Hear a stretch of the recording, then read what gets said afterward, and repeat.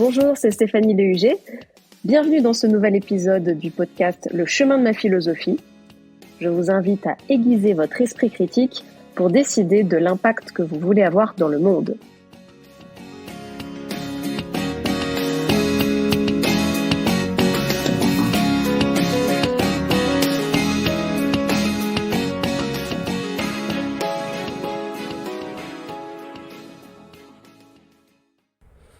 Aujourd'hui, je vais vous parler d'un philosophe pour lequel j'ai eu un coup de cœur.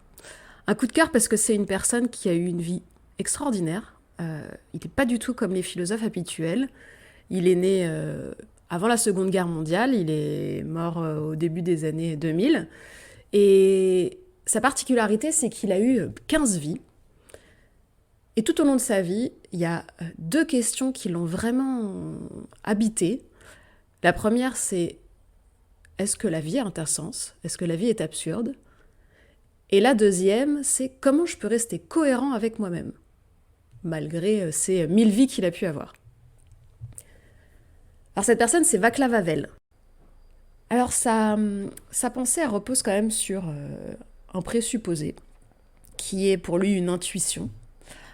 Lui, il est convaincu, c'est son intuition, qu'il y a une manière d'être au monde qui est que il y a le monde et que quelque part, quand on devient un humain, c'est comme si on était arraché de cette matrice originelle, immortelle, et qu'on était jeté dans le monde dans une incarnation un peu temporaire, quoi.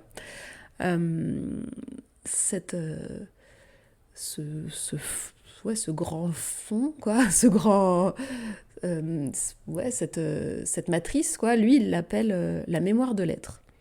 Et il dit qu'elle est là et qu'on le sent intuitivement quand, par exemple, on est dans un tram le soir, qu'il n'y a personne dans le tram, qu'on va faire un arrêt, et que on se pose la question de si on met une pièce ou non, est-ce qu'on paye un ticket ou pas, et qu'il y a quelque chose en nous qui fait qu'on va mettre un ticket, une pièce, parce qu'on sait que ne pas le faire, c'est pas bien.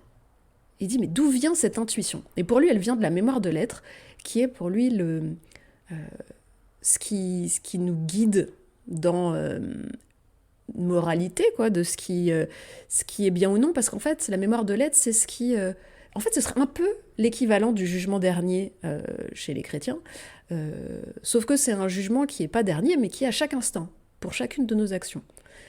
Et ce qu'il entend par là, c'est que la mémoire de l'être, c'est la mémoire, parce qu'elle enregistre et elle juge chacun de nos actes et de leurs conséquences, et que parce qu'elle les enregistre, elle les rend éternels, et du coup indélébiles aussi. Et que ça, cette espèce de jugement d'une entité qui serait pas concrète, mais qui existerait, on en a cette intuition, et c'est pour ça qu'on agit bien.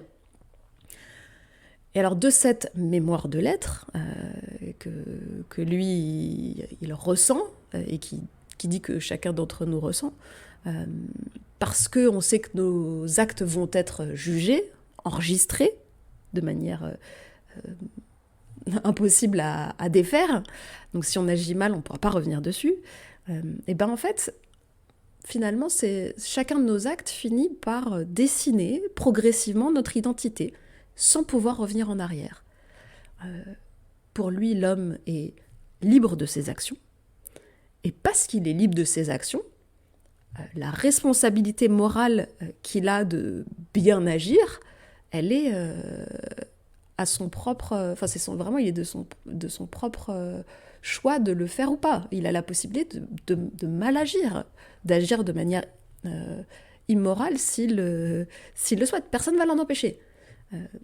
Mais ce qui fait qu'une personne va se conduire de manière responsable, va se conduire de manière morale toute sa vie, action après action, c'est ce qui fonde son identité.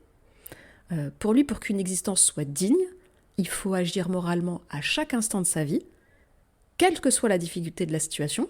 Et en l'occurrence, là, c'est pas un philosophe qui parle de sa tour d'ivoire, c'est quelqu'un qui s'est retrouvé plusieurs fois en prison. Donc agir de manière digne, de manière morale, en cohérence avec avec sa morale, avec ce qu'il pense être bien ou pas, ne pas être faible quelque part moralement, ne pas choisir la facilité, c'est une situation, il y a des situations difficiles dans la vie, il en a conscience.